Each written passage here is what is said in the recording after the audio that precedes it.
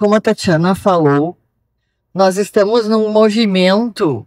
Nosso grande guarda-chuva é o fortalecimento do terceiro setor. Dentro desse grande guarda-chuva cabe todo mundo do terceiro setor, fundação, associação, ONG, pessoa idosa, criança, pessoa com deficiência. E dentro desse grande guarda-chuva tem milhares e milhares de problemas que fazem com que a gente muitas vezes queira desistir. Acredito que aqui todo mundo já deve ter pensado um dia por que eu estou fazendo isso comigo mesma. Mas no dia seguinte ou no momento seguinte a gente ouve pessoas como vocês falando e aí a gente pensa, não, mas eu vou continuar mais um pouco. E não consegue, é um vício realmente. Só que a gente não pode pensar em fazer tudo porque a gente não consegue fazer nada. Então a gente tem tentado trabalhar embaixo desse guarda-chuva do fortalecimento do terceiro setor, focados numa pauta única, que é essa pauta dos fundos. Então a gente afunila para fixar nesse momento com relação aos fundos, e se a gente conseguir avançar, o que a gente conseguir, o mínimo que seja, a gente avança para outras pautas. A Fundas, a antiga ARF, já faz muito tempo que ela existe, como diz a Tatiana, só que a enchente, eu tenho dito muito isso, a enchente botou tudo para fora, né, gente? Tudo que tinha de bom e de ruim, de podre, para fora do ralo. Então apareceram na enchente milhares de problemas do terceiro setor e também as maravilhas que o terceiro setor fez pelas pessoas. Pareceu o pior e o melhor de cada um de nós, né? Foi uma coisa, só quem viveu para saber, né?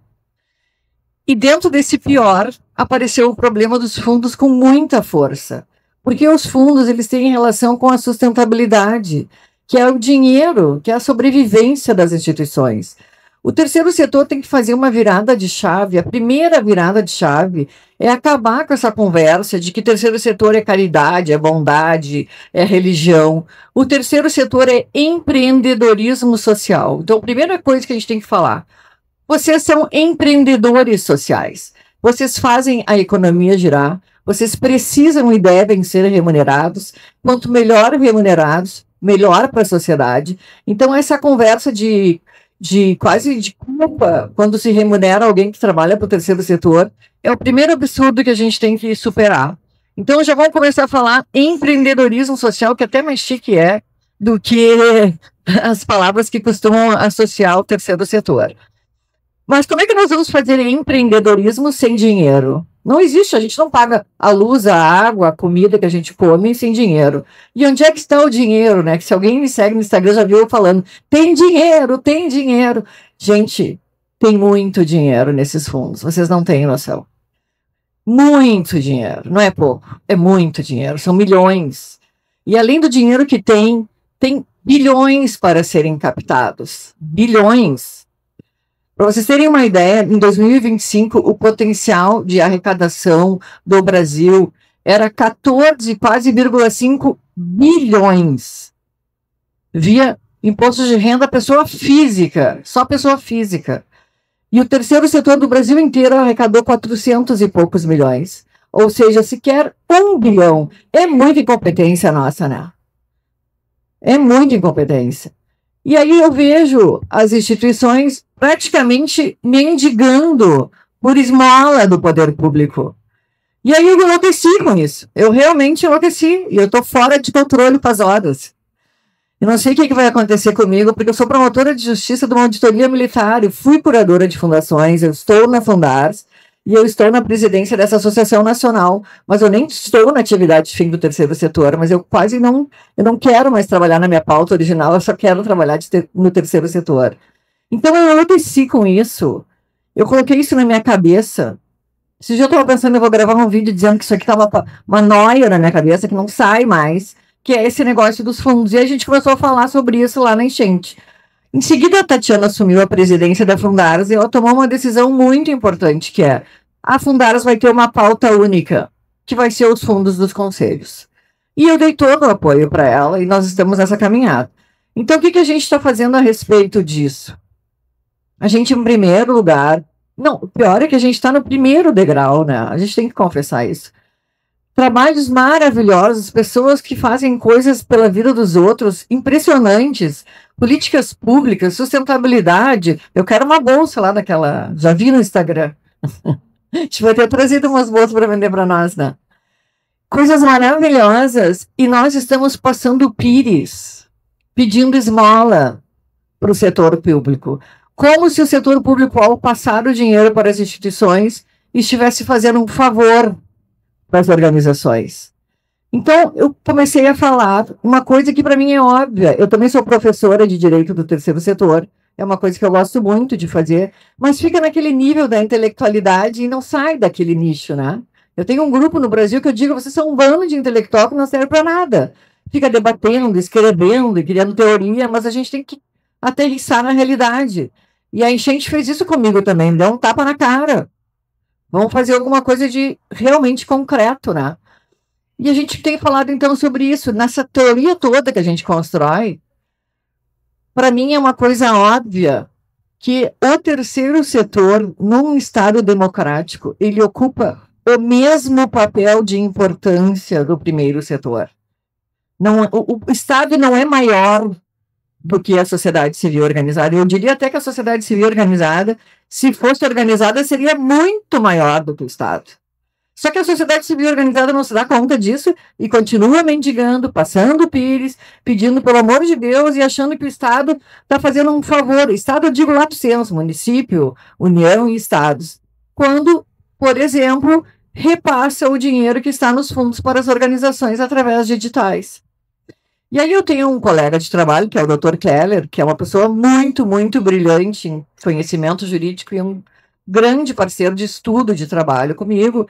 Nós temos um livro publicado sobre o terceiro setor e eu disse para ele, Keller, vamos escrever um artigo sobre fundos dos conselhos, para fazer uma entrega efetiva, para entregar para as pessoas um fundamento jurídico, para elas usarem, para se defenderem dos órgãos públicos, para dizerem que aquele dinheiro não é do município, aquele dinheiro não é da secretaria, aquele dinheiro é de um fundo especial vinculado a uma destinação específica, que é política de criança e adolescente ou política de pessoa idosa. Então, nós escrevemos esse artigo, publicamos num site do Conjur, que é um site jurídico bem renomado no Brasil, está na bio do meu Instagram está lá, acho que está na bio da Fundaras também, como uma primeira entrega, mas é uma só que aí eu também faço a minha culpa, que eu também faço parte desse grupinho intelectualoide que fica escrevendo coisa difícil, que as pessoas não entendem. Eu disse para o Kelly, esse nosso livro nem a gente aguenta ler, de tão difícil que ele está, de tão chato que ele está. E comecei a falar sobre isso, então. Só que eu já fui chamada a atenção várias vezes para falar mais fácil, para falar mais fácil, para falar mais fácil. Cada vez eu estou tentando, qualquer dia eu vou escrever fundo das organizações, fundo não é do poder público. Eu acho que eu vou fazer um slide assim dos mais básicos, mas na verdade o que eu digo não é difícil. O que eu digo é o seguinte, e aí já me disseram que eu estou dizendo que o dinheiro não é público. Porque o recurso público, as pessoas entendem como, aí vieram aqui para aprender, eu já vou começar a dar aula, eu adoro dar aula. Recurso público, gente, não significa recurso de propriedade do poder público. Essa é a primeira questão. O recurso é público, óbvio que ele é público. Ele vem da renúncia fiscal na sua maior parte, o dinheiro que está lá no fundo, né? O fundo, ele é vinculado a uma secretaria pública. Então, ele tem, embora possa ter uma origem privada por alguém depositar um dinheiro lá, o que é muito raro de acontecer, mas a maior parte desse dinheiro vem da renúncia fiscal pelas doações do imposto de renda. Vamos pegar esse exemplo para ficar mais fácil. E a Fundares faz campanha todos os anos para as pessoas doarem pelo imposto de renda. E mesmo assim a gente deixou lá 14 bilhões, eu nem sei o que são bilhões. 14 bilhões estão lá, mas a campanha a gente faz há muitos anos. Então, esse dinheiro é público, está num fundo público, mas isso não significa que ele seja do poder público. Isso faz toda a diferença. Aí eu posso fazer uma explicação, senão vão dizer que eu estou sendo chata de novo. Mas existe uma lei orçamentária, existe toda uma questão fiscal, administrativa com relação a isso. Esta verba, ela é uma verba pública, depositada numa conta especial, para finalidades específicas, no caso, criança e adolescente e pessoa idosa, para ser gerida pelo Conselho Municipal, Estadual, Federal da pessoa idosa, da criança e adolescente. Então, quem gere esse dinheiro é o Conselho, não é o poder público, não é a secretaria que gere, que determina para onde deve ir esse dinheiro. Só que, na realidade, a gente vê muitos municípios pegando esse dinheiro, passando para o caixa único do município, do estado, usando para política pública. Política pública deve ser feita através do orçamento público. Isso é direito administrativo, é direito constitucional. Só que daí tem gente que diz assim, mas Janine, tem lei municipal que diz que o poder público pode usar o dinheiro ou pode participar dos editais, porque eu sou radical. Eu entendo que não pode nem abrir edital para órgão governamental, seja da administração direta ou indireta. Juridicamente, eu tenho certeza desse posicionamento. Na prática, eu sei que se abrem editais para órgãos públicos e para as OSCs. Eu acho que juridicamente poderia ser só para as OSCs. Mas tem gente que me diz, mas as leis municipais prevêem que o poder público possa utilizar uma parte dessa verba. Aí eu respondo, é uma lei inconstitucional. O que nós estamos fazendo que nós não estamos apontando essas inconstitucionalidades? Desde quando uma lei municipal pode prever algo que não está na lei geral, que é a lei complementar, que está... Existe uma coisa que se chama hierarquia das leis. Então, a lei menor não pode contrariar ou criar direitos e obrigações que não estão na lei maior. É básico isso em direito. Mas está, sim, de advogado, promotor, juiz, todo mundo que não sabe o que é isso. E está, sim, de lei municipal inconstitucional. Então, essa lei é inconstitucional, não pode. Se quiserem que seja destinada uma parte para o município, é preciso uma alteração legislativa da lei federal. Porque a lei federal não autoriza o gestor público a utilizar esse dinheiro. Agora, como é que eu vou explicar isso de uma forma bem fácil? É o meu desafio, né? Então, a gente escreveu esse artigo. Só que escrever um artigo e publicar também não traz não muda o mundo, né? Infelizmente, gostaria eu de ter esse poder. E aí nós estamos avançando lá, discutindo no nosso grupo, e a gente, então, resolveu fazer um evento. Aí a loucura bateu de vez. O dia que eu inventei esse evento. E disse, Tatiana, vamos fazer um evento sobre os fundos. E a Tatiana, na hora, mais louca do que eu, disse, vamos. Aderiu, nem titubeou. Vamos fazer um evento pela Fundares. Aí nós inventamos esse evento, que se chama Primeiro Encontro sobre Fundos dos Conselhos. E vocês não têm noção do que aconteceu com a minha vida depois que eu inventei isso. Eu disse pra Tatiana, eu tô louca, né? Eu só posso estar louca. Porque eu nunca mais tive fim de semana. Eu não tenho fim de semana, eu não tenho feriado, não tenho noite, eu não tenho nada. Porque além de dar aula, eu faço 2 cursos, trabalho na promotoria. Ou seja, eu tenho uma vida dupla. Agora eu já tenho uma vida tripla quase. Só que toda vez que eu penso em desistir, e hoje eu vou confessar que hoje eu passei a manhã inteira num evento da Brigada Militar, porque eu estou numa auditoria militar como promotora, e eu não terminava nunca aquele evento, aquelas coisas dos militares que não terminam, e eu pensei, eu vou me atrasar, eu passei em casa, comi uma coisa correndo e vim para cá, e eu já trabalhei aqui 12 anos, eu sei como é que é o trânsito, e eu pensava aquele trânsito de novo, e eu pensava, o que eu estou fazendo cansada nesse trânsito para Canoas? 20, 30 anos depois que eu já tinha me livrado de Canoas. Que Canoas, a gente chama no Ministério Público a faixa de Gaza, porque é um lugar super difícil de trabalhar, tem muito problema. Não precisa me dizer que tem problema em Canoas, porque eu sou do tempo da Cova Rasa. E alguém aqui vai lembrar da Cova Rasa. Eu fiz toda a Cova Rasa dos adolescentes infratores. Tive problema de segurança, tudo. Vi gente se morta na frente da promotoria. Eu passei por tudo aqui em Canoas. Então eu conheço Canoas muito bem. Mas aí eu pensei, eu tô louca, vou me enfiar em Canoas de novo, né?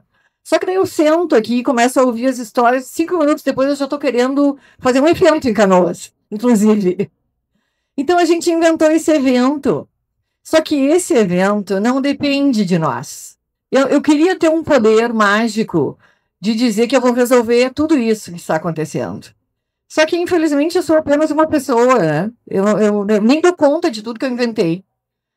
Só que, se o terceiro setor resolver abraçar isso, não depende, não depende, passa aquela musiquinha, né? Não depende de nós, entendeu? Depende do terceiro setor, depende das pessoas. Enquanto o terceiro setor ficar passando pires, mendigando pelo trabalho maravilhoso que faz, a gente vai continuar nessa situação que estamos há séculos. Assim, desde que começou o Brasil, existe terceiro setor. Começou na igreja, começou na religião, foi avançando para a responsabilidade social. Está enorme o terceiro setor. O Brasil está um caos. Canoas, quando eu vi Canoas na enchente, eu fiquei apavorada. Porque, como eu disse, eu conheço Canoas. Eu andei, muitas vezes me perdi do lado de cá, do lado de lá do trem aqui. Até hoje eu não me acho.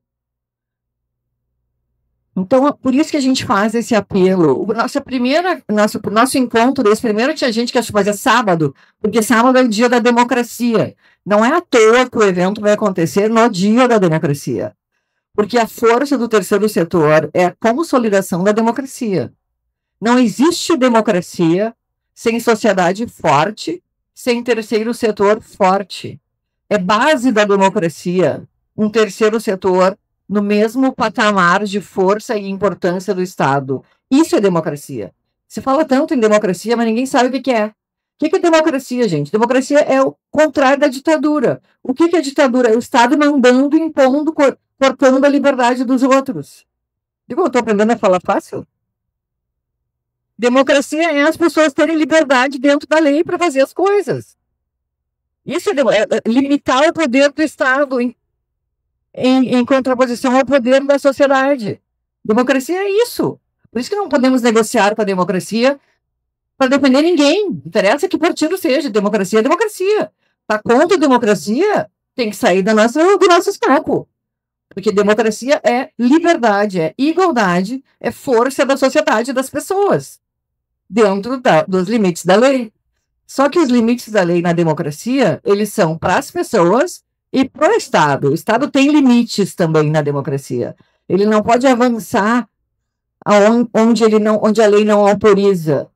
E neste caso dos fundos, a lei não autoriza o Estado a avançar no dinheiro das organizações. Entendeu? Porém, o Estado avança. Não basta todo o dinheiro que o Estado arrecada, todo o orçamento público que existe no Brasil, que não é pouco, o Estado ainda vai lá com medo de dinheirinho das organizações. E quando não vai com medo do dinheirinho das organizações, ele faz aquele monte de burocracia. 3, 4, 5 burocratas sentam em cima dos projetos, depois ficam enchendo o saco com detalhes, enquanto a gente sabe do tamanho dos desvios que acontecem no setor público também, e ficam não só burocratizando, como criminalizando as instituições, porque perderam uma geladeira lá no meio da enchente e tem que devolver a geladeira no final do projeto, dá vontade de dar com uma geladeira na cabeça, né? Então, isso acontece todos os dias com as instituições. E a gente viu isso ao vivo e a cores, de uma forma muito mais intensa na enchente do Rio Grande do Sul, que foi nada mais nada menos do que a maior crise climática da história do Brasil, que pegou um estado inteiro, não foi uma cidade nem uma região. Isso tudo veio à tona. E a gente começou com essa loucura dos fundos. Isso tomou uma proporção que a gente nem esperava, né? A gente foi fazendo sem pensar, eu acho. Assim, a gente tomou o rumo e foi. Só que a proporção aumentou tanto que os outros estados estão interessados no nosso evento já. E nós estamos exatamente igual às organizações, que nós não temos dinheiro também. Nós estamos trabalhando de graça, nós estamos trabalhando nos finais de semana, nós estamos botando dinheiro nosso ali, obviamente. Nosso tempo, que é mais precioso na vida da gente hoje em dia do que o nosso tempo, né? Então, nós estamos botando o nosso tempo, nós estamos botando o nosso dinheiro, nós estamos botando o nosso conhecimento, nosso patrimônio intelectual ali, na Fundares, e estamos passando pires, e estamos sempre com problema de sustentabilidade também. E aí a gente chama as instituições agora à responsabilidade também.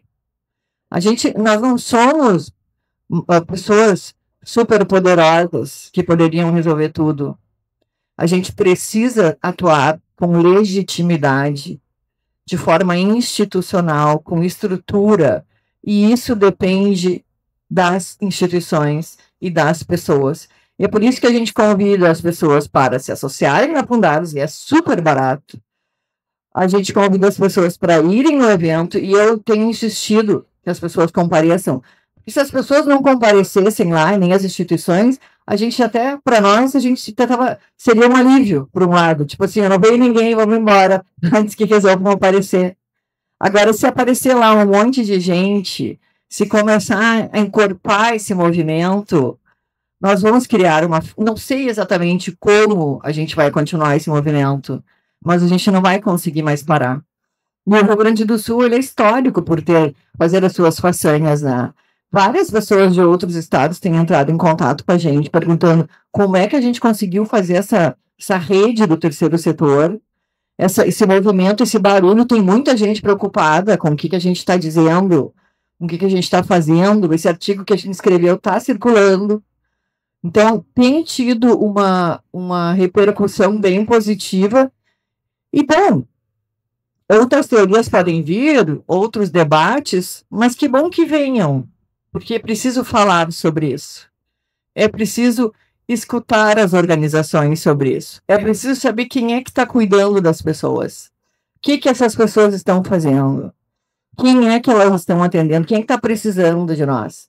E quando eu penso em desistir, que eu penso muitas vezes, eu me lembro daquele dinheiro parado naquele fundo e de tudo que poderia ser feito com esse dinheiro, para cuidar das crianças, para cuidar das pessoas idosas, das pessoas com deficiência. A gente tem até uma ideia de, nós vamos falar lá no evento, de criar um fundo para as pessoas com deficiência também. Porque as pessoas com deficiência dos 18 aos 60, elas ficam no limbo. E elas, se as crianças e as pessoas idosas estão na invisibilidade, as pessoas com deficiência a gente nem lembra que existem.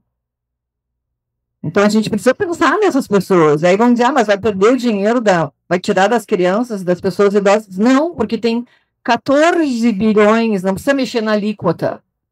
Tem dinheiro sobrando. Daí as pessoas dizem, bom, já nem enlouqueceu, tá falando que tem dinheiro sobrando. E tá todo mundo na pobreza. E aí eu volto a dizer, o Brasil não é pobre, gente. O Brasil tem muito dinheiro. O dinheiro do Brasil é mal distribuído e nós não tivemos até hoje também a competência para mostrar para as pessoas que elas podem doar pelo imposto de renda, porque elas vão pagar igual, entendeu? A pessoa vai pagar, que dinheiro não é dela. A gente chama de doação, mas na verdade é uma destinação, porque a pessoa iria pagar igual, e ela então, ao invés de entregar para a Receita Federal, ela doa pelo imposto de renda para uma instituição, ou para um município, ou para um estado. E, inclusive, nas enchentes, o Brasil inteiro doou para o Rio Grande do Sul muito dinheiro. O Brasil foi muito solidário com o Rio Grande do Sul. Por isso que os fundos do Rio Grande do Sul estão cheios de dinheiro. O fundo de Porto Alegre está com 70 milhões do município de Porto Alegre. Eu não sei quantos tem aqui no fundo de Canoas, mas não é pouco, não.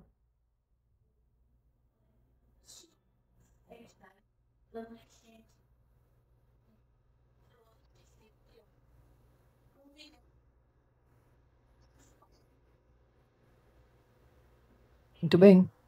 Mas tem 5 milhões lá ainda. É dinheiro, né? Olha, quem tem 6 milhões aqui? Levante a mão que nós vamos assaltar. Quem é que tem 6 milhões, gente? Quem é que tem 1 milhão? Quem é que tem 500 mil? Quem é que tem 100 mil? Ninguém tem esse dinheiro, mas tem lá no fundo. O dinheiro está lá. E outra coisa, esse dinheiro é público, como eu digo, e tem que ter transparência. A gente tinha que entrar no site da prefeitura e saber quanto tem, para quem foi, no que foi usado. E não existe essa transparência também, que é outro problema. Hã? Então vocês estão melhor, vocês têm que servir de exemplo. Quem sabe Canoas é um case. Então a gente precisa, quando eu digo, eu tô falando assim no geral, né? Porque eu conheço através dessa minha associação nacional, eu andei muito pelo Brasil. E o Brasil inteiro tem esse problema. A gente pegou um vespeiro, assim, horroroso, porque o Brasil inteiro tem esse problema. E o Brasil inteiro tem problema de dinheiro, de má distribuição de renda, e de problema com criança e tal, e com pessoa idosa, e com pessoa com deficiência, tudo, né? Problema é o que mais tem.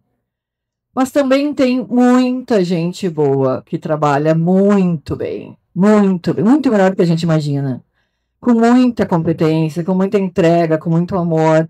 E quando a gente vê essas pessoas trabalhando dessa forma e precisando de 40 mil, 50 mil, 100 mil, e a gente fica sabendo que tem 70 milhões no fundo de Porto Alegre, é de perder o sono, né? Então é isso que aconteceu com a gente. A gente simplesmente enlouqueceu com essa história e agora a gente só fala nisso, só pensa nisso, porque isso é sustentabilidade, que é o primeiro degrau. Ter dinheiro para fazer as coisas. Não tem família, não tem casamento, não tem nada que sobre empresa que sobreviva com as contas quando as contas não estão pagas. Então, sustentabilidade. Segundo ponto, capacitação. Aí se fala muito em capacitar, em prestação de contas, em saber prestar contas, em saber. Mas como é que nós vamos capacitar as organizações se elas não têm dinheiro? Precisa de dinheiro para capacitar. Precisa estar bem remunerado para trabalhar bem, né? Quem está devendo a conta de luz não consegue trabalhar direito. Isso é uma coisa óbvia. Então, capacitação é o segundo ponto, na minha opinião, não é o primeiro. Então, não vamos colocar a culpa que as prestações de contas são mal feitas. Primeiro, a gente tem que remunerar as pessoas para trabalharem com dignidade, para depois a gente exigir dessas pessoas uma capacitação. Isso é empreendedorismo social. Eu sonho com empreendedorismo social, que é capacitação das instituições para elas cumprirem a lei, para elas prestarem contas com transparência, para tudo acontecer, porque assim mais pessoas vão ser atendidas. E quanto mais pessoas forem atendidas, mais oportunidades de trabalho, de geração de renda, de crescimento da economia, porque isso não é assistencialismo. Isso é economia, é emprego, é educação, é saúde. Não é para a gente fazer caridade. Caridade cada um faz a sua quando e onde quiser. É cuidar das pessoas para elas aprenderem a trabalhar e serem independentes, no caso das crianças, dos adolescentes, das pessoas com deficiência. Os idosos a gente tem que cuidar, proteger, eles estão no fim da vida. Mas a gente precisa pensar em quem cuida também, em quem faz projeto, em quem presta contas. Então, essa é a nossa pauta lá da Fundares. E por isso a gente inventou esse evento, que é o primeiro encontro estadual sobre fundos dos conselhos, onde a gente pretende falar de terceiro setor, de democracia, do dinheiro que a gente não captou. Até vocês estão tendo um spoiler, porque a gente não vai ter muito tempo para falar. Cada um vai falar um pouquinho, é mais um movimento de política institucional, assim, de fortalecimento, das pessoas botarem para fora, se encontrarem, porque a gente não vai ter grandes tempos, cada um vai ter que falar rápido, né? A carta, no final, bom, então a nossa primeira entrega foi o artigo jurídico, tá? Nossa segunda entrega vai ser esse encontro. Só que aí vão dizer, bom, a gente vai se encontrar lá, vai conversar, vai reclamar, vai falar tudo, vai embora para casa. Não. A gente tem que sempre deixar mais o próximo passo. Nosso próximo passo é o seguinte, a gente pretende, neste evento, construir uma carta do terceiro setor gaúcho sobre fundos dos conselhos, que é um documento que a gente já está minutando, onde a gente vai colocar os nossos consensos de uma forma assim bem ampla e não adversarial, até para ser uma construção bem coletiva, mas é um documento, o terceiro setor gaúcho sentou para falar sobre isso e decidiu que nós vamos pegar este documento depois, pretendemos que o máximo de instituições e de pessoas assinem o documento, se comprometam com ele, e de posse desse documento depois do evento, nós vamos marcar reuniões com o governador, o presidente da Assembleia, prefeitos, nós vamos distribuir essa carta para o Brasil inteiro, para quem quiser, carta é de todos, um documento público, vamos ao Tribunal de Contas, vamos ao Ministério Público, porque nós sabemos que existem problemas de corrupção, de desvios, de apropriação indevida pelo gestor público, muitas vezes. Então, nós iremos ao Ministério Público levar a carta, nós iremos ao Tribunal de Contas, nós vamos incomodar todo mundo, essa é a verdade. E vamos pedir providências. Vamos ver o que acontece. O próximo passo vai ser cobrar as providências. Assim a gente vai indo e depois a gente vai decidindo o que vai acontecer com isso e quais são os próximos passos. Não adianta a gente também prever, vamos um passo de cada vez. Um tema de cada vez, um passo de cada vez. Mas o mundo ideal seria alterações legislativas, né? Porque a lei, ela é lacunosa, ela é confusa, não deixa claro esse limite do Estado com relação ao uso do dinheiro. Então, eu entendo que o Estado não pode usar, mas se tivesse expresso, seria mais fácil para as pessoas entenderem. Uma lei para criar o fundo da pessoa com deficiência, que é uma coisa super factível de acontecer. A captação dirigida para as pessoas idosas, assim como existe para criança e adolescente. Fica claro, existe captação dirigida, né, no Estatuto da Criança e do Adolescente, mas não existe no Estatuto da Pessoa Idosa. E mesmo estando no Estatuto da Criança e do Adolescente, tem muito município que não faz a carta de captação e diz que não existe captação dirigida, chancela, né, como se diz. Então essas coisas têm que mudar na lei. A lei podia melhorar muito. A lei não resolve tudo, mas ela melhora muito. E a lei do ecossistema do terceiro setor é muito confusa, é muito difícil e existe muito desconhecimento nessa área. Então, o nosso recado é esse. Nós temos essa tese jurídica, nós temos uma federação, nós temos várias pessoas engajadas, mas a gente depende das instituições. Então, na verdade, a responsabilidade não é só da Tatiana, não é só minha, não é do Keller. E eu encerro dizendo que na democracia a responsabilidade social é de todos. Isso também é democracia, né? Todos nós somos responsáveis pela construção do projeto democrático, que é a construção de uma sociedade mais justa, mais solidária, a erradicação da fome, a sustentabilidade ambiental, a preservação dos direitos com prioridade absoluta, né, da criança e do adolescente, e assim por diante. Isso não é só responsabilidade do Estado, isso é responsabilidade de cada cidadão. E nós, do terceiro setor, exercemos essa responsabilidade social com maestria.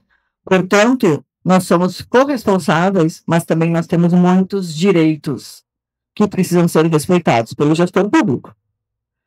Então, é mais ou menos isso. A gente pode abrir algumas dúvidas. A gente convida todos para irem no nosso encontro, seguirem as nossas redes, porque a gente só fala nisso agora, apoiarem o movimento, se engajarem. A Tatiana é de Canoas, eu tenho vínculo com Canoas, nós temos o Hernani aqui em Canoas. Canoas foi uma das cidades que mais sofreu na gente. Então a gente veio aqui oferecer isso, na verdade. E parabenizar vocês pelo trabalho, porque realmente deve ser um desafio muito grande trabalhar aqui e um desafio que deve ter aumentado muito depois da enchente. Imagino que até hoje em dia deve ter muito problema, né? Então, muito obrigada pelo carinho, pela atenção. Parabéns pelo trabalho de vocês. E vamos ver se a gente consegue engajar em algumas instituições. Tá bom? Obrigada.